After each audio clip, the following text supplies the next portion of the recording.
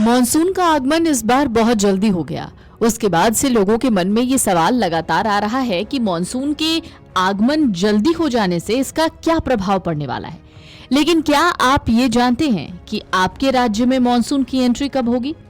अब आप ये सोच रहे होंगे मॉनसून तो आ गया, अब इस सवाल का क्या मतलब? तो चलिए आपको समझाते हैं। इस साल मॉनसून ने समय से पहले दस्तक दे दी, जो कि सामान्य तारीख से 8 दिन पहले का है।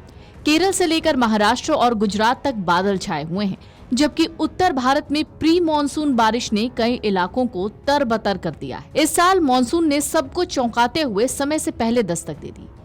24 मई को केरल से एंट्री ली, जो सामान्य तारीख 1 जून से पूरे 8 दिन पहले है। ये 2009 के बाद पहली बार है जब मॉनसून इतनी जल्दी मेहमान बनकर आया है। केरल से लेकर महाराष्ट्र और गुजरात तक बादल गरज रहे हैं, तो उत्तर भारत में भी प्री मॉनसून की बारिश ने दिल्ली समेत कई इलाकों को तरबतर कर दिया है। मॉनसून सिर्फ केरल तक सीमित नहीं रहा, ये लक्षद्वीप, अरब सागर, मालदीव, तमिलनाडु, कर्नाटक, महाराष्ट्र और मिजोरम के कुछ हिस्सों तक पहुंच चुका है। बंगाल की खाड़ी और पूर्वोत्तर राज्यों में भी इसकी दस्तक हो चुकी है। आईएमडी का कहना है कि अगले 2 से 3 दिनों में मॉनसून गोवा, आंध्र प्रदेश और बाकी पूर्वोत्तर राज्यों में अपनी मौजूदगी दर्ज कराएगा। आईएमडी के मुताबिक अगले कुछ दिनों में मॉनसून महाराष्ट्र, गोवा, आंध्र प्रदेश, कर्नाटक और पूर्वोत्तर राज्यों में और आगे बढ़ेगा। उत्तर भारत में प्री मॉनसून बारिश ने पहले ही माहौल बना दिया है। दिल्ली वासियों को अभी और बारिश का इंतजार करना पड़ सकता है, लेकिन गर्मी से राहत जरूर मिल रही है। मौसम विभाग की सलाह है कि अलर्ट पर नजर रखें और बारिश का मजा लेते हुए सावधानी बरतें।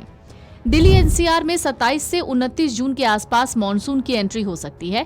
प्री मॉनसून बारिश पहले ही राहत दे रही है। उत्तर प्रदेश में 20 से 30 जून तक मॉनसून के आने की संभावना है।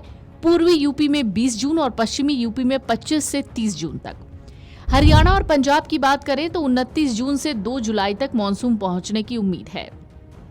राजस्थान की बात करें तो 25 जून से 5 जुलाई तक मॉनसून पूरे राज्य में फैल सकता है। बिहार, झारखंड की बात करें तो 16 से 18 जून तक मॉनसून के सक्रिय होने की संभावना है। वही बात अगर मध्य प्रदेश और छत्तीसगढ़ की करें तो 15 से 20 जून तक मॉनसून के दस्तक देने की उम्मीद है। पूरे राज्य में 25 जून तक कवरेज हो सकता है। हिमाचल प्रदेश और जम्मू कश्मीर की बात करें तो 25 जून के बाद मॉनसून सक्रिय हो सकता है। उत्तराखंड की बात करें तो 25 से 30 जून तक मॉनसून की शुरुआत हो सकती है। केरल में मॉनसून के स्वागत में भारी बारिश हो रही है। आईएमडी ने कासरगोड और कन्नूर के लिए रेड अलर्ट जारी किया, जबकि तिरुवनंतपुरम, कोल्लम और एर्नाकुलम समेत 11 जिलों में ऑरेंज अलर्ट है। नीलगिरी में भी रेड अलर्ट के साथ सावधानी बरतने की सलाह दी गई है।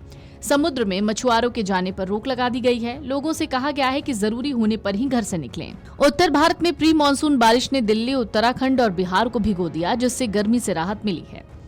आईएमडी के मुताबिक अरब सागर में बना कम दबाव का क्षेत्र और विदर्भ तक फैली ट्रफ रेखा ने मॉनसून को रफ्तार दी। इसके अलावा इंसो यानी ईएनएसओ की सामान्य स्थिति और हिमालय में कम बर्फबारी ने भी मॉनसून को जोरदार बनाया है। 13 मई को अंडमान सागर में मॉनसून की शुरुआत ने इसे केरल तक तेजी से पहुंचाने में मदद की। मॉनसून की जल्दी एंट्री किसानों के लिए किसी वरदान से कम नहीं। अच्छी बारिश से फसल, मछली पालन और पशुधन को फायदा होगा। आईएमडी की मॉनसून मिशन और हाई परफॉर्मेंस कंप्यूटिंग सिस्टम ने सटीक पूर्वानुमान के जरिए संसाधन प्रबंधन और नुकसान को कम करने में बड़ी भूमिका निभाई है। ये मौसम विभाग के आधुनिक निवेश का नतीजा है, जो अब रंग ला रहा है। मॉनसून ने इस बार समय से पहले ही रफ्तार पकड़ ली। मौसम विभाग के वैज्ञानिक का कहना है कि 27 मई के आसपास मॉनसून आने का अनुमान था, लेकिन ये पहले ही आ गया। ये जल्दी शुरुआत किसानों, मछुआरों और पशुपालकों के लिए खुशखबरी लेकर आई है। Video desk amarujala.com। अगर आप ये वीडियो YouTube पर देख रहे हैं तो हमारे चैनल को सब्सक्राइब कर बेल आइकन दबाएं, और Facebook पर देख रहे हैं तो हमारे पेज को लाइक करें।